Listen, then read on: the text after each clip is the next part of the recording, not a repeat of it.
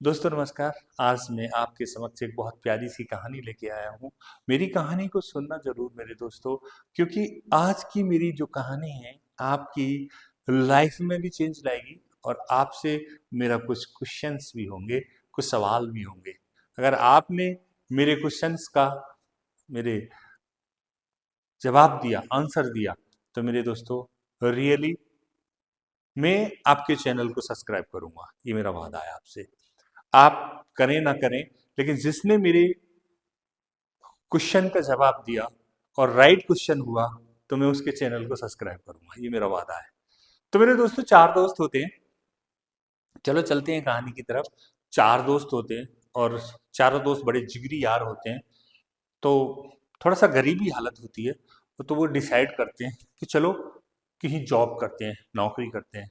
तो मेरे दोस्तों वो चारों दोस्त एक आम के बाग में जाते हैं और वहाँ पे वादा करते हैं कि भाई आज हम यहाँ से जुदा होते हैं और जब भी हम जॉब करके नौकरी करके वापस आएंगे, तो 1 साल बाद या 2 साल बाद या 5 साल बाद हम यहीं पे मिलेंगे। तो उन्होंने वादा किया 5 साल का, कि 5 साल के बाद हम जॉब से वापस आएंगे, नौकरी से वापस आएंगे, तो 5 साल के बाद हम यहीं पे मिलेंगे।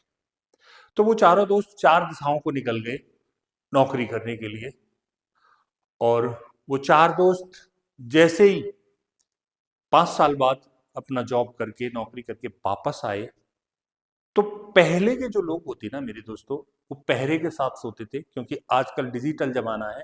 आजकल की तरह दुनिया नहीं थी। आज से 50 साल पहले दुनिया में ये डिजिटल सिस्टम नहीं था।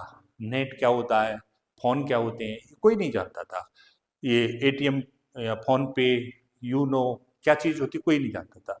डिजिटल इंडिया नहीं था आज से 50 साल पहले। लेकिन लोग नगद करेंसी लेके चलते थे, कहीं से जॉब करके आते थे, नौकरी करके आते थे, तो नगद धन दौलत लेके आते थे।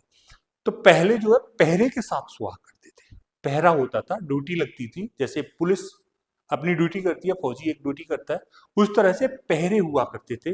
पहरे के साथ गांव के लोग जो है, या कहीं से कोई नौकरी करके आता था, चार दोस्त होते थे तो पहरे के साथ सोते थे। तो वो उसी बाग में वापस आए चारों दोस्त 5 साल बाद।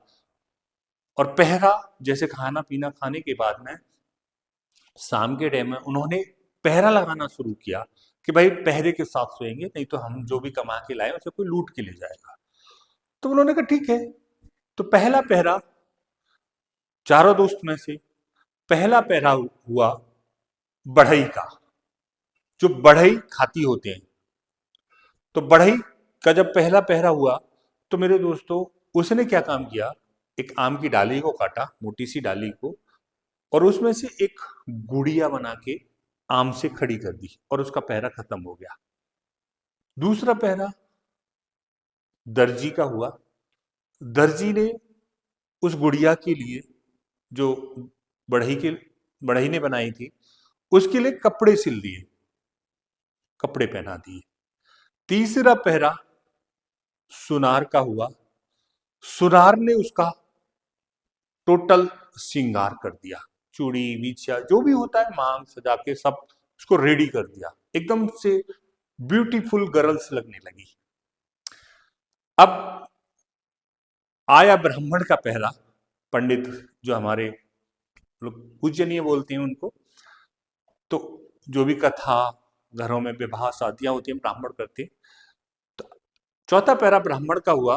तो उन्होंने देखा यार इन्होंने इतनी मेहनत की है, तो उन्होंने अपना मंत्र उच्चारण किए और आग अग्नि को प्रविष्ट किया। अग्नि जलाने के बाद उन्होंने जब मंत्र फूके, तो उस गुड़िया के अंदर भगवान ने जान डाल दी।